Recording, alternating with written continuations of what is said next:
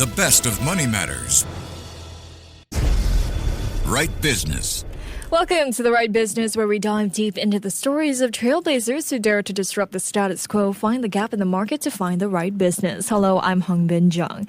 Now, our next guest knows that the age-old foundation of marketing is that the loudest voices in the room often get the most attention. It's a world that seems designed for the bold, the charismatic, the extroverted. For introverts especially, breaking into this industry that typically values boldness over thoughtfulness can feel like scaling a mountain. A big introvert herself, it left her all frustrated about the landscape. So instead of forcing herself to fit the stereotype, she doubled down and chose to rewrite the script with her own consultancy firm, Mad About Marketing. Mad About Marketing specializes in coaching introverted leaders, particularly women and young professionals. So to find out more, joining us today is Jaslyn Qiyu, who is the founder of Mad About Marketing Consulting. Welcome to the show, Jaslyn. Hi, Hongbin. Thanks to be on the show. Thank you so much for joining me. All right, Jaslyn, what motivated you to start Mad About Marketing? What were some of the initial challenges you faced in setting up your consultancy? I hear you are an introvert yourself. Yeah, I guess to be fair, it's both a push and a pull. Of course, the kind of like push factor is the fact that there was a retrenchment right in my mid-40s, like 2024, early 2024. That kind of really pushed me into doing my own thing. But then before that, I think a couple of years back, coming out of COVID, I was already toying with this idea because I kind of always have been in marketing since 2000. And I always still see like a disconnect between sales as well as marketing in terms of bridging, they're aligning their goals and aligning their understanding of what marketing can do, which is fundamentally to bring business value. So then when the retrenchment hit, I thought, okay, maybe it's the universe telling me that I should finally do my own thing. So I just decided to kind of do my own thing. I see. But I guess the greatest challenge is really trying to practice what I preach, putting the principles of marketing 101 into my own business, just like how I've empowered clients in the past, like the organizations I've worked with. So I needed to kind of also look beyond my own network. I need to force myself to go build my own networks more, go networking, business functions, things that as an introvert, I won't say like I'm extremely fond of doing, but it's part and parcel of building a business. So I that's fundamentally how I address it. Just building this business, you had to put yourself out of your comfort zone, right? Yeah. Well, Mad About Marketing helps introverted leaders find their unique voice in marketing. So what's your business model like, and how do you ensure that your services meet the specific needs of your clients? So we are fully remote, and actually we are very fractional. Okay. Meaning that all of the talent that I work with, fractional talent, and a lot of them have unfortunately been displaced themselves over the last few years because of company restructuring and so on. A lot of them happen to be women at different life stages. Some prefer to focus on young children. Some prefer to take care of their aged parents like myself. And some just prefer to redefine the way they want to work. Right. And that's not necessarily tagged to a corporate title anymore. So with that kind of a fractional model, it's actually to my advantage because I get access to a very diverse talent pool across of B2B and B2C. And that way I can help more clients versus, let's say, if I have a full-time headcount, how many can I really afford like at this scale? I see. Yeah. I see. Well, could you walk us through the process a client would go through when working with Mad About Marketing from the initial consultation to final implementation? So for initial consult, usually it's just to do a very quick qualification of their initial pain points, what's challenging them. And then after that, I will draw up a very detailed list of questions, which is pertaining to their specific pain points. And at this point, sometimes I would ask clients if they want to sign an NDA because there might be sensitive information exchanged.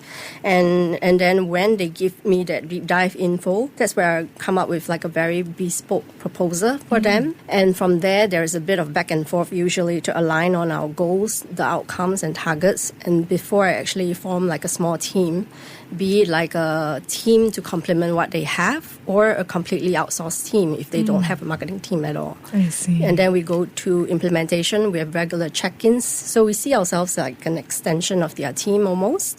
And then when the event ends, or if it's like a campaign and it ends, of course there will be a debrief. We see where we can improve. If it's retainer, then monthly check-ins. I see. I see. Well, Jaslyn, having worked with major finance and consulting firms like Credit Suisse, EY, Citi, and JLL, you've seen a wide range of corporate environments. How did these, experiences shape your understanding of leadership and marketing, especially in relation to introverted leaders? I think it's really how supportive the corporate culture is towards women in taking that first step towards leadership. I had an article about it recently. I call it the broken first round. Okay. Because I realized in my mid-20s when I was trying to ascend into people management role, I realized that it was really hard. Like sometimes, I don't have the career mentors. I don't have career sponsors.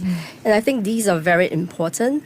So I think it's really having that structure in place, but unfortunately, not all organizations have that. And then it becomes almost like a popularity contest, which is quite unfortunate for many aspiring women leaders. I see. So what role do you think introversion kind of plays in leadership, especially in traditionally extroverted industries like marketing?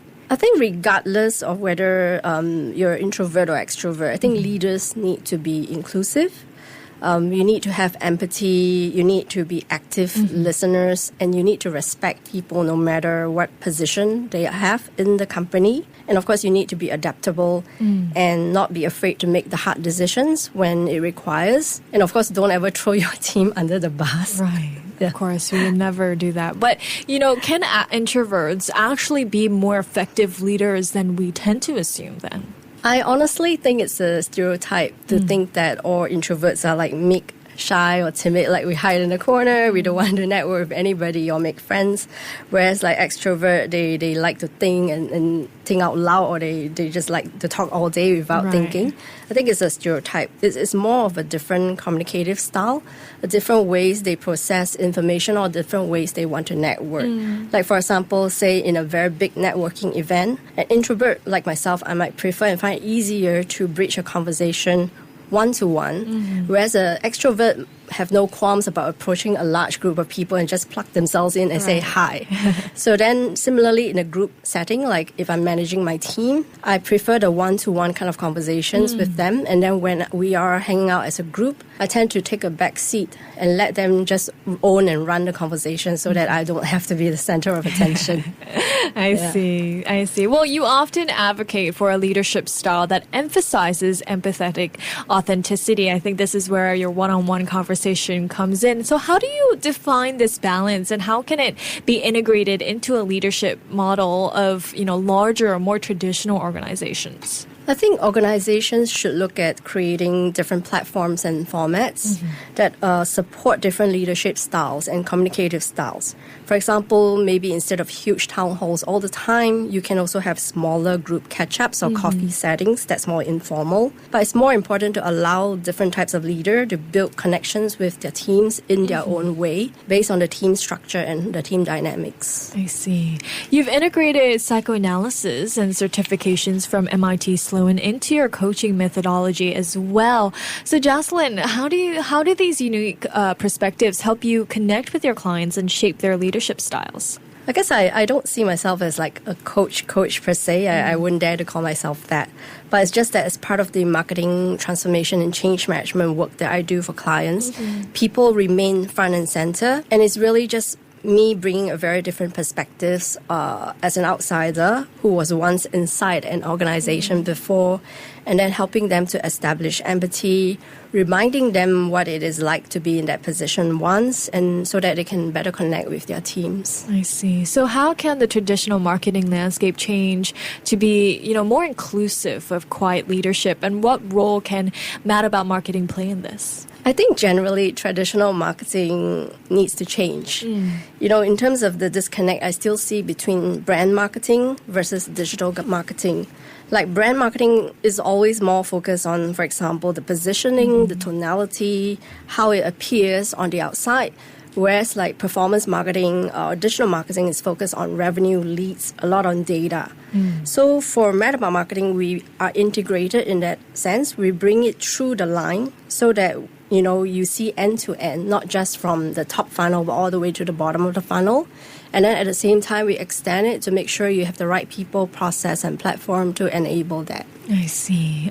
So what are the KPIs or metrics that you use to measure the success of your consultancy's work in shaping both leadership and marketing strategies? So I look at things like how successfully I've landed and as well expanded into the client accounts, how we have expanded into our existing scope of service, having repeat businesses, as well as how well we have achieved the KPIs of the business leaders as well as the marketing leaders, because we consider them as an extension of us. So their KPIs are equivalent to our KPIs that way. I see. Amazing. Well, in today's digital landscape, Jaslyn, how do you see introverted leadership styles influencing marketing and branding strategies? I think it's more of learned as well as inquisitive leadership style that's important. Like a leadership that never stops trying and never stops learning. Like we don't have to be an expert in everything, but we need to know what's going on in the world, and you need to know how to take advantage of it to help yourself, help your company, and help your people. Like for example, Gen AI is here to stay as much as we don't like it or we like it.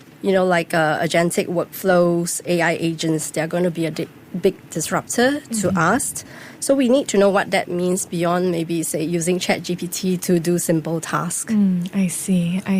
If you were to give an advice to one of our introverted listeners listening in right now, and perhaps he or she is working in marketing, what kind of advice would you give them? Just be yourself, be authentic. Don't be afraid to bring out your own unique leadership style. But more importantly, be an active listener and have empathy. I see. And before we let you go here, Jaslyn, looking forward, what are your growth plans for Mad About Marketing? Are there any new markets or industries you're hoping to target? We are expanding into Asia. We're working with a couple of startups from Taiwan and Korea. So we do hope to do more outside of Singapore and help the SMEs here in Singapore as well. Amazing. Well, thank you so much, Jaslyn, for joining me today. Thank you, Hongbin. Thank you. That was Jaslyn Qiyu, who is the founder of Mad About Marketing Consulting. This has been The Right Business with me, Hongbin Jeong. To listen to more great interviews, download our podcasts at audio.sg or download the audio app. That's AWEDIO, audio at the App Store and Google Play.